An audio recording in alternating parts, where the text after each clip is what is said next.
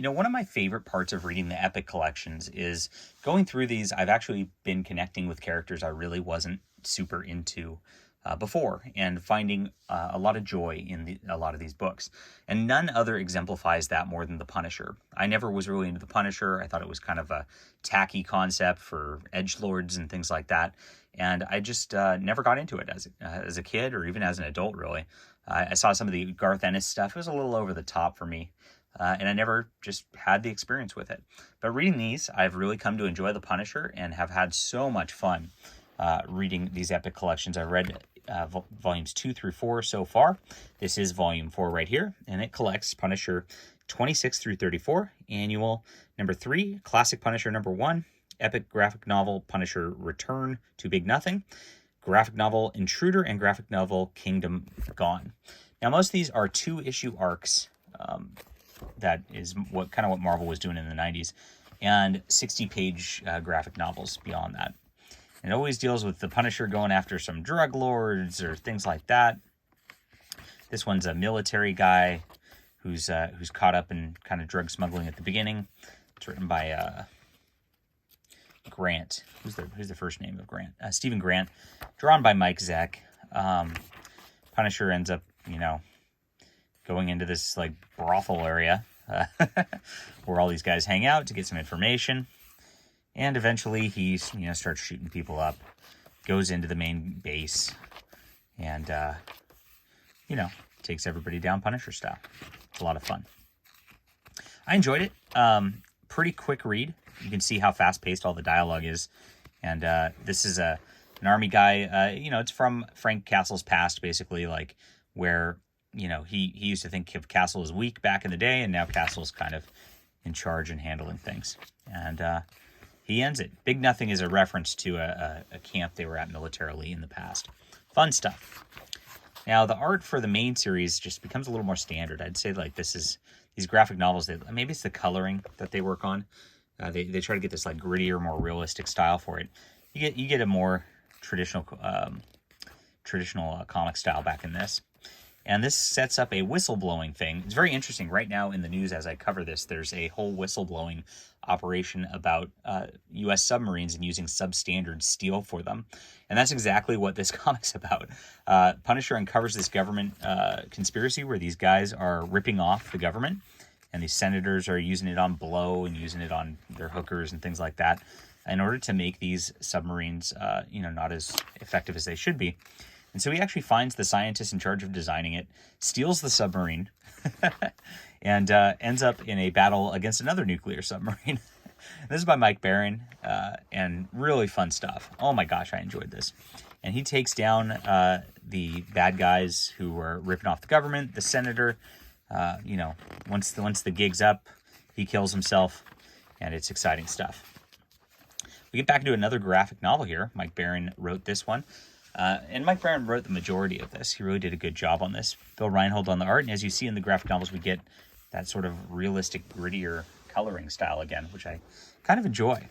Now, this one must have been printed at different proportions because the Epic Collection actually did it really small, so there's a white space on the bottom. I've seen this a few times in the Epic Collections. This one, the Punisher's monitoring this drug runner's house, basically. And these people killed the wrong family. And so Punisher ends up going after the people who killed them. And of course, there's a government conspiracy involved in this too. Very interesting. There's a lot of Punisher dealing with his Catholic faith in this. Really, really deep characterization for the Punisher, which I really enjoyed as he goes off and takes on these bad guys who are trying to set up, more drug stuff. A little torture scene montage, which is pretty creepy here. Punisher pretends to break as he gets kidnapped. I like this art. It's pretty nice. Late 80s, early 90s. Some of the musculature gets kind of ridiculous in some of this, but most of it's pretty good. Once he pretends to break, he kills the scientist and then steals a jet. Now, there's a setup on this because, of course, Baron probably thought, it's weird that the Punisher can fly a jet. So he's doing jet flight simulators at the beginning of this, and that's kind of how he knows how to do it. And he, of course, chases down the bad guy in a jet and blows him up. I mean, you can't ask for more fun than that from the Punisher. I love it. Good stuff. Now, let's see. Classic Punisher. This has a small vignette where he's dealing with his sidekick Microchip. It's interesting to see this in black and white. I actually really love the art in this. I think it's pretty.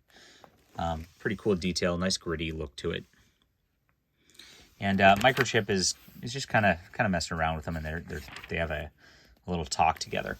Microchip is like the guy who like gets his information. He hacks into computers for the Punisher and things like that. They're kind of like a team. It's a good background character. And then Acts of Vengeance as a crossover comes on here. And Acts of Vengeance, the whole concept is the villains get together and they decide to shift who they're fighting because they know they lose against their traditional heroes every time. So in this one, Dr. Doom actually fights the Punisher. And the Kingpin has him go after the Punisher for him.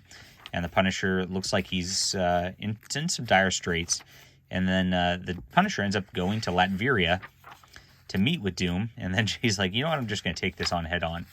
And the Doom there claims, like I said, they're two-issue arcs usually.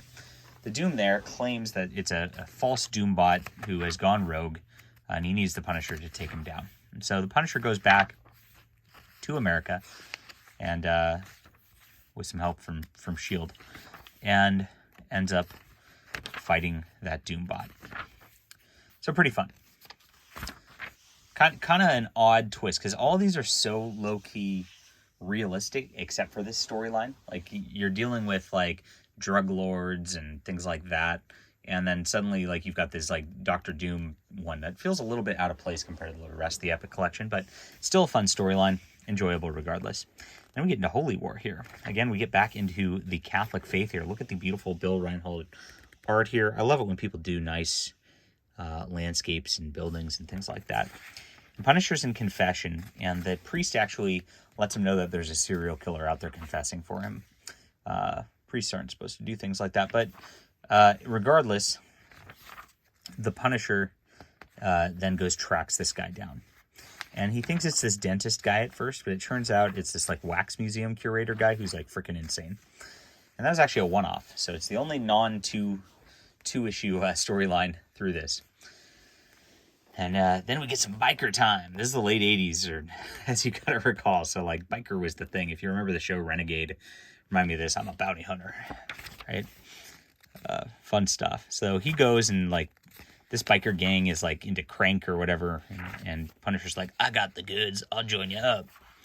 And he joins up with this biker gang, and they take him to this lady's house.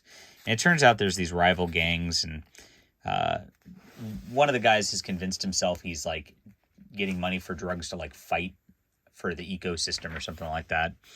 It's interesting, but this is not my favorite storyline out of it. Probably my least favorite one. But eventually, the girl gets kidnapped by one of the bad guys, and then they have a nice car chase.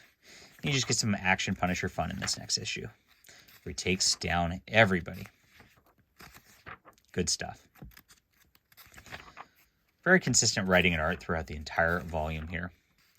And then we get some nice characters. I believe these are called the Reavers, is what they're called. And they are characters who are merged with like machines.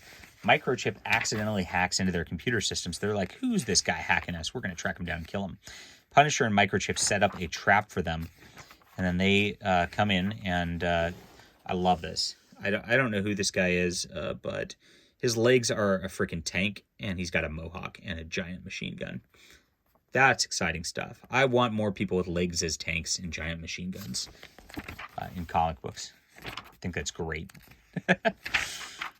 So they have their fight. The Punisher eventually escapes and makes it look like he was killed. And in the next issue, they're still kind of going after him. And the Punisher then sets up a trap at a salvage yard and actually gets into like a sort of like mecha suit, which is kind of quickly designed to fight these guys. And he holds them off and scares them away, is what it comes down to. That's it. I think that's the last, normal main series issue. And then what happened during this time period was all these Marvel comics in their annuals, they had crossovers, and they had crossover events with like 3 or 4 other annuals. And so this one was called Lifeform this year in 1990. And It started out with a guy who was like building bioweapons, basically. And the Punisher takes him down. Turns out he was doing those bioweapons for this guy who's going to be the Libertarian candidate for president. There he is. And his son's actually all mutated and messed up. I don't know why. I guess maybe that gets explained later in other annuals. And they stop the bioweapon and Punisher kills everybody. But then it's continued in Daredevil Annual number 5. Now, this is a pretty open and shut story. I don't know what needs to go there. You get these vignettes that you get in the annuals, the Punisher's fighting techniques, the Punisher's weaponry. I always felt like these padded out annuals a little too much. And then we get a Gregory Wright written short story where the Punisher has a dream of going to hell. That's kind of weird.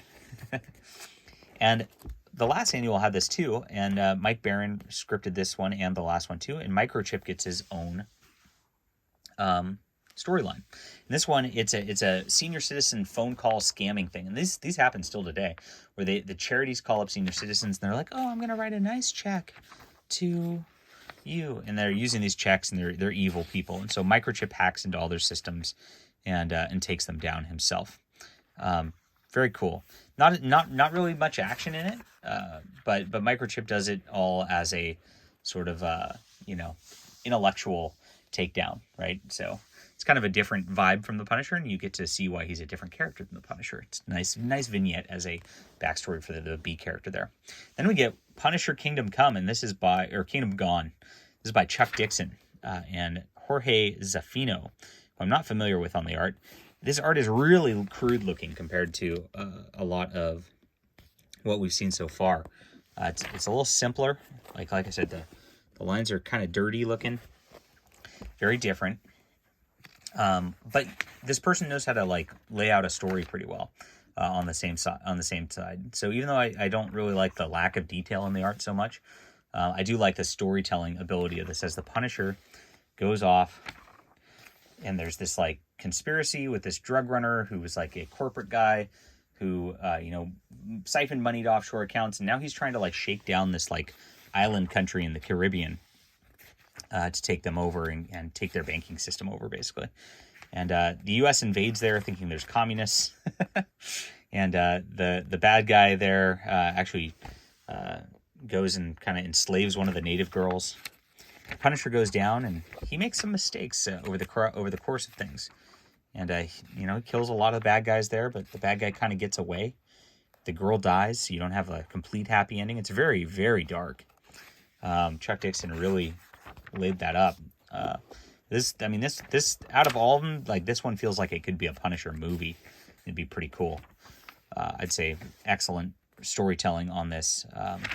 Through all this, the Marines are breaking in the same time as the Punisher does, so he kind of has to deal with running away from them at the same time as the bad guy is getting caught. The bad guy then makes a plea deal with the federal government where he's going to get 5 years maybe in prison, and he then ends up in his truck back in America on his way to prison, and guess who's there to make his day a bad one? Splat. And that's the end. So that's it. Super fun. I really enjoyed this. This is 8.5 out of 10 for me. If you know, I do 7 out of 10 as kind of my average. So this is pretty above average. Good stuff. I enjoyed reading this. Quick read, fun read, great one. Probably the best Punisher volume I've read out of the ones out so far. All right, hit that like and subscribe button. We'll be back soon.